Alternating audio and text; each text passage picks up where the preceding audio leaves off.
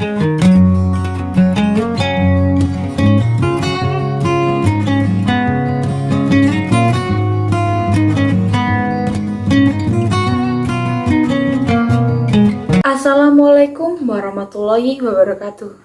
Nama saya Yetira Ferani dari kelas 12 IPA 2 absen 34. Di sini saya akan membacakan novel yang berjudul Kids, ciptaan Laila S. Chudori dari buku Malam Terakhir. Mungkinkah mati itu tidur? Bila hidup hanyalah mimpi dan gambaran bahagia, luput seperti hantu berlalu. Segala kesenangan fana seakan-akan khayali. Betapapun hemat kita, matilah terperi antara pilu. Alangkah anehnya, insan harus mengembarai bumi. Dan walau hidup serba sengsara, namun masih saja serta di jalannya yang keras dan tak ayal berani sendiri menatap bencana nanti yang hakikatnya bangun belaka. Tiba-tiba saya tersentak. Suara sayup-sayup John yang menyandungkan tentang mati terganggu oleh keributan penumpang. Pesawat yang kami tumpangi bergoyang-goyang seperti ada raksasa besar yang menyentil antara kantung mainan anak-anak Jepang.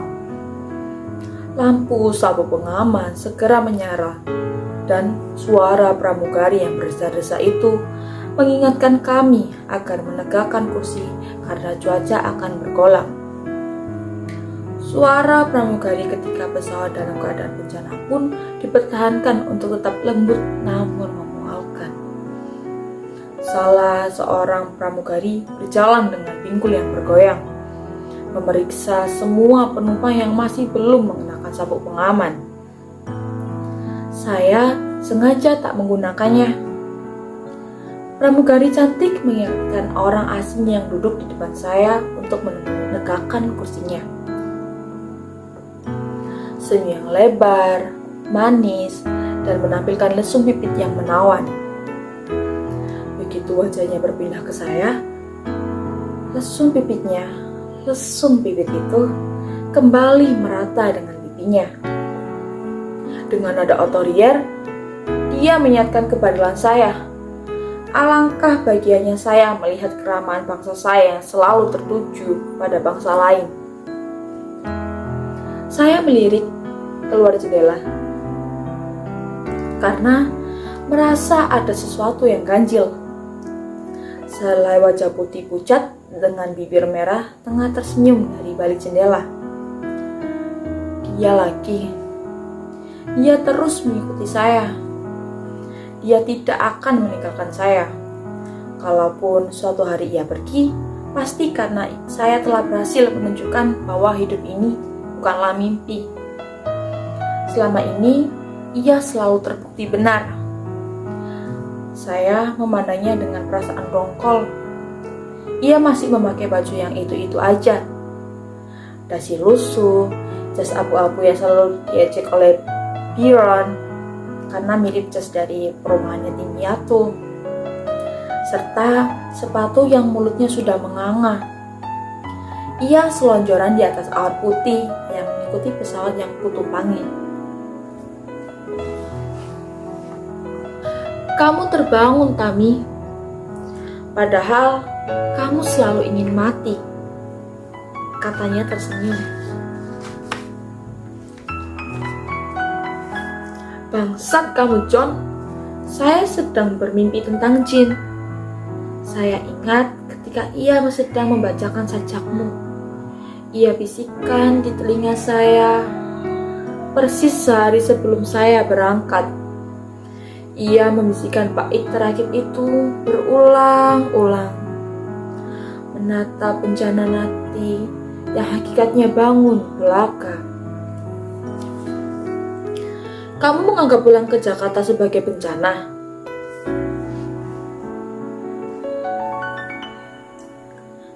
John, Jakarta selalu berarti gerogotan matahari yang menggaraskan pori-pori saya. Jakarta juga berarti seluruh keluarga besar saya yang akan bertingkah bak burung elang yang mencontok leher berkali-kali. Saya menolak bangun, John. Wajah putih menjadi merah karena saya mengakui kebenaran puisinya. Saya teringat Sally. Dia biasa mengejek sajak-sajak saya. Katanya, saya bukan penyair terkemuka di Inggris pada abad itu. Satu-satunya alasan yang dikemukakannya adalah karena bahasa yang saya pergunakan adalah bahasa sehari-hari. Juga kritikus-kritikus itu. Kritikus nonsense. Tami, kau sendiri adalah seorang sarjana sastra Inggris. Kamu akan menjadi salah satu dari mereka. Saya menatap wajah itu dari balik jendela. Tapi saya tak akan menjadi angkuh dan congkak seolah-olah saya adalah Tuhan kesusastraan.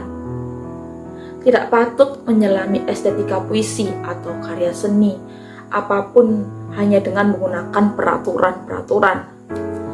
Saya sangat mementingkan naluri. Dan saya rasa kritikus-kritikus sastra Inggris pada zamanmu menderita impotensi. Mereka tidak menggunakan naluri saat membaca karyamu. John tertawa begitu keras hingga saya heran mengapa tak satu penumpang pun merasa terganggu oleh riuhnya suara John yang mirip kakak itu. Alangkah indahnya pembelaanmu, Tami. Terima kasih. You are welcome. Itu pledoi yang sama yang saya kemukakan ketika membela kekasih saya. Penyair tanah airmu itu. Tiba-tiba ia mendekatkan wajahnya ke jendela. Pledoi apa?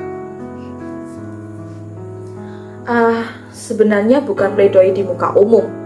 Saya hanya mempertanyakan mengapa kritikus Indonesia begitu cerewet akan kehadiran beberapa ungkapan lokal dalam puisi-puisi sekelompok penyair angkatan kekasih saya. Saya kira bahasa daerah, terutama bahasa Jawa, sangat indah dan pas dalam sajak-sajak mereka. Kalau ada beberapa penulis yang menyelipkan beberapa bahasa asing seperti Inggris, Perancis, dan Italia. Kalau penyair T.S. Eliot membuka sajaknya dengan bahasa Jerman, Italia, bahkan Yunani, apa itu harus mengganggu estetika kepenyairan mereka? John mengangguk.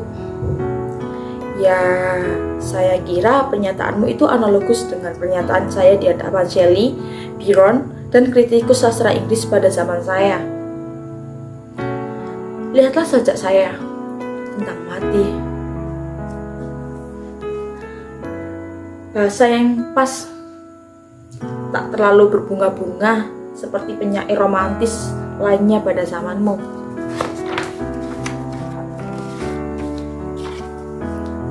Tami, hari ini kamu begitu cerdas sekaligus romantis.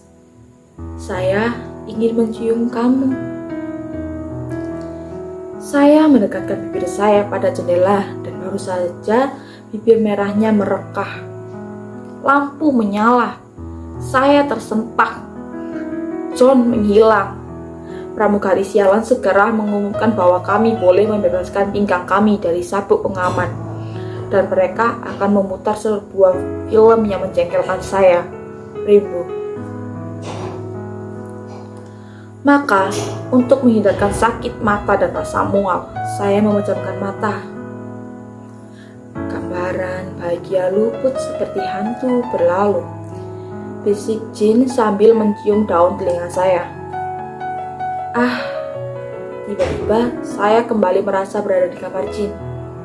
Tiduran menatap langit-langit sambil mendengarkan alunan Gymnopédie 3. Jari-jari Jin kelihatan menyatu dengan tuts piano yang kuning gading itu, dan matanya yang biru selalu membuat saya ingin menenggelamkan diri selama-lamanya ke dalamnya.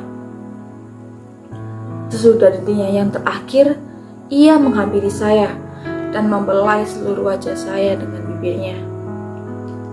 Birahinya yang meresapi seluruh pori-pori tubuh saya seperti halusnya alunan Glynopidae tree mengalir ke telinga saya.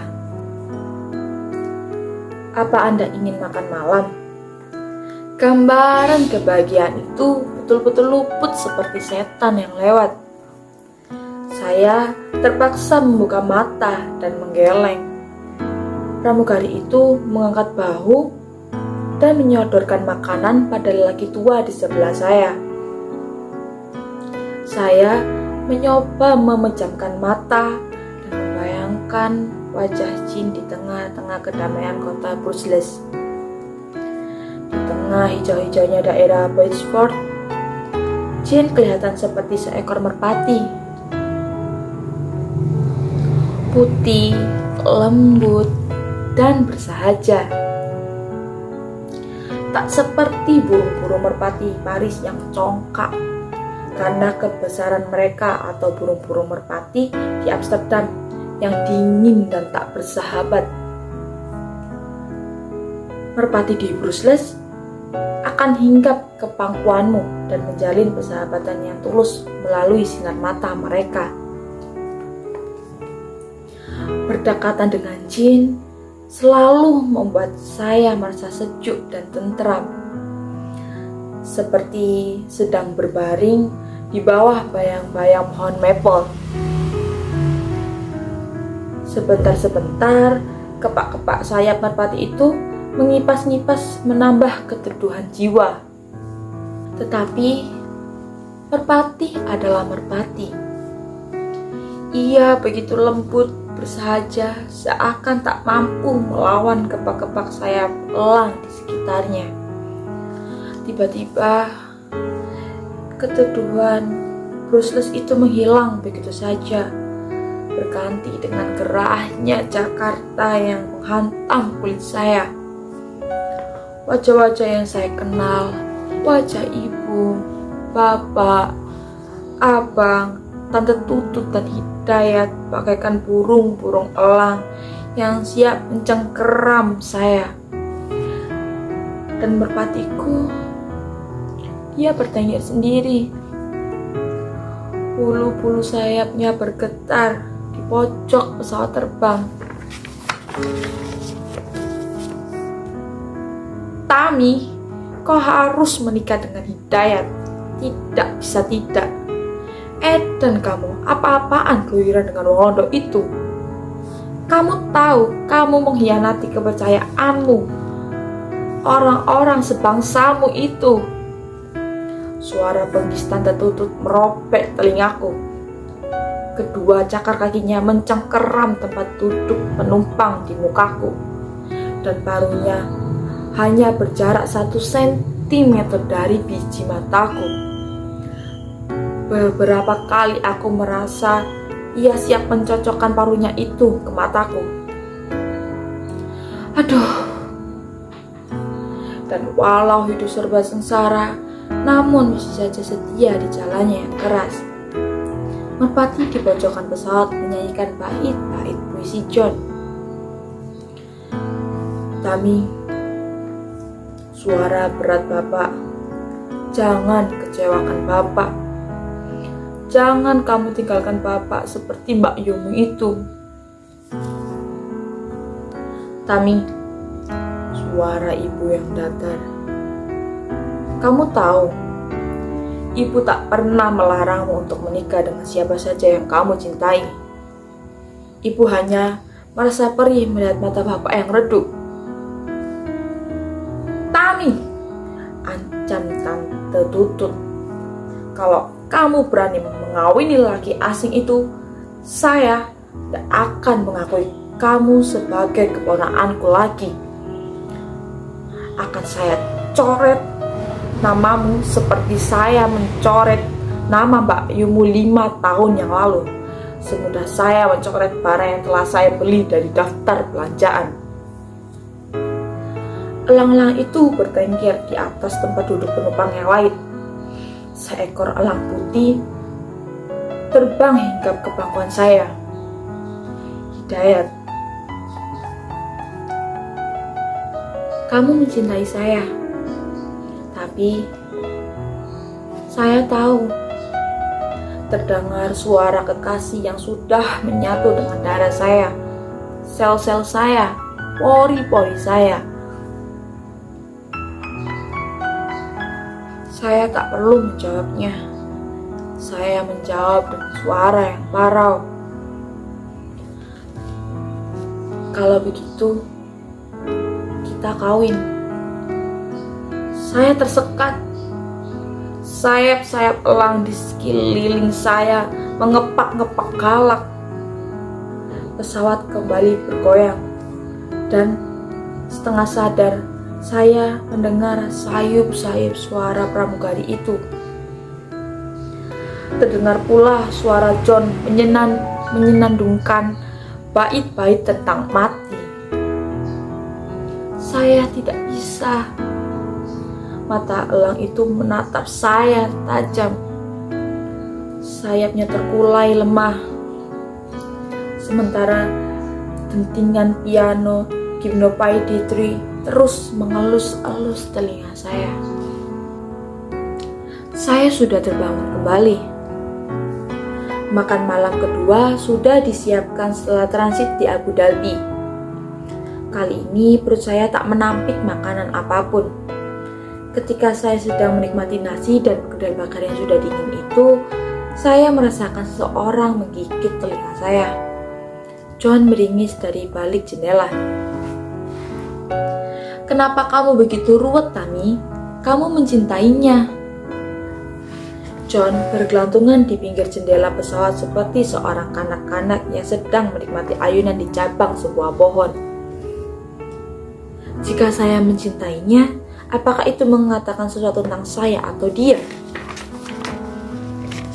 "But I suppose no," jawabnya dengan nada yang bertanya. Saya benci dengan tekanan elang-elang itu, resepsi dari keluarga saya. Tiba-tiba kata-kata itu meluncur dari mulut saya. Saya mencintai Hidayat.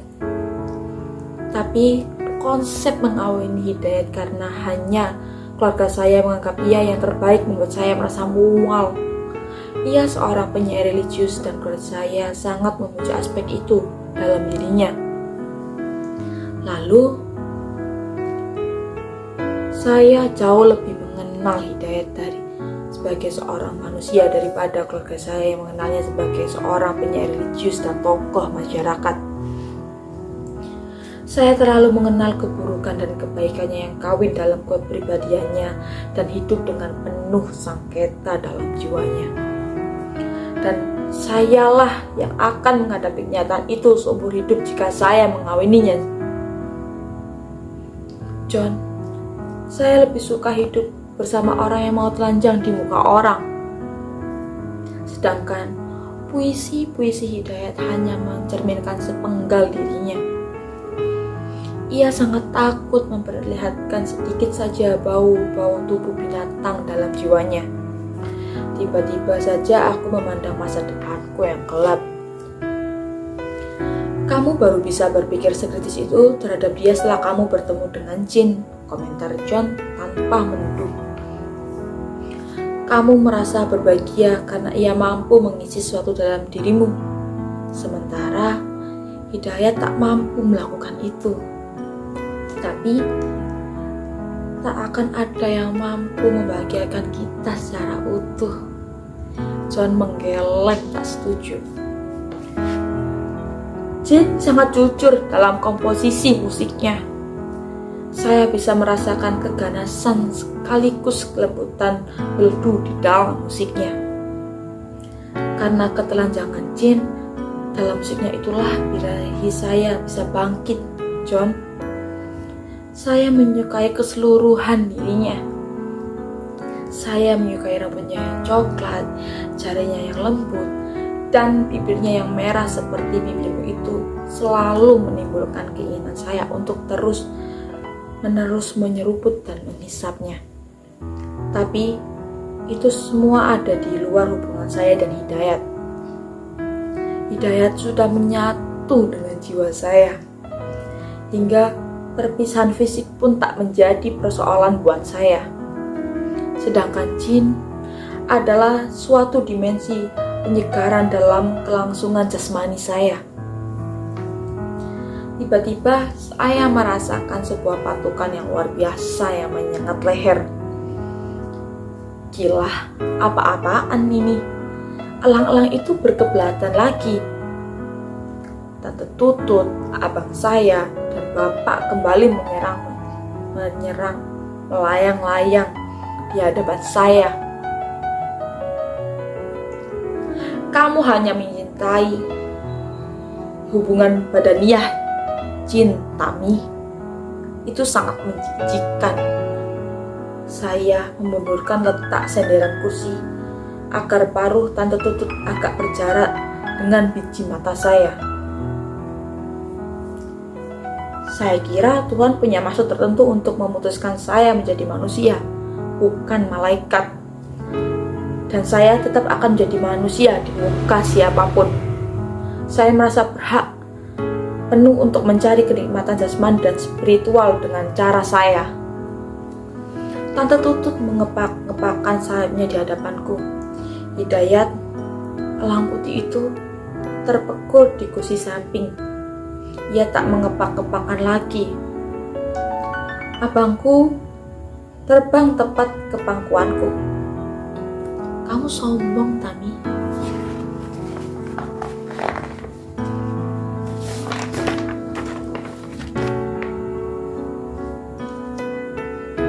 Saya melawan resepsi.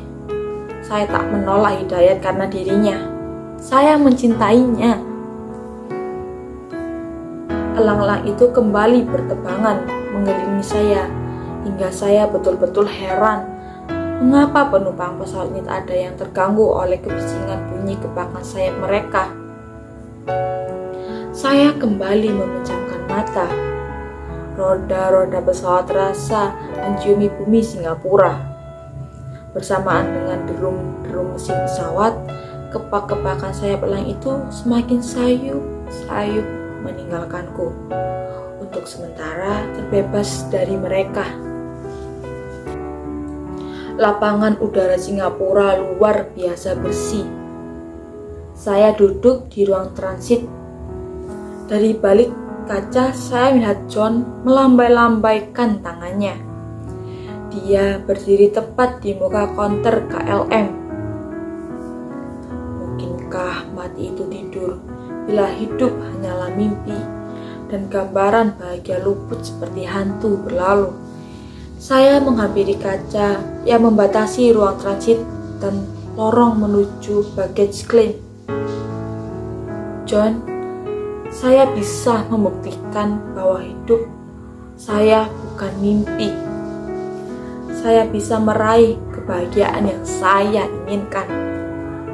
Akan saya tunjukkan kepadamu, juga pada sekumpulan elang yang menggerogoti kemerdekaan saya, bahwa saya bisa mencegat kepergiannya kebahagiaan.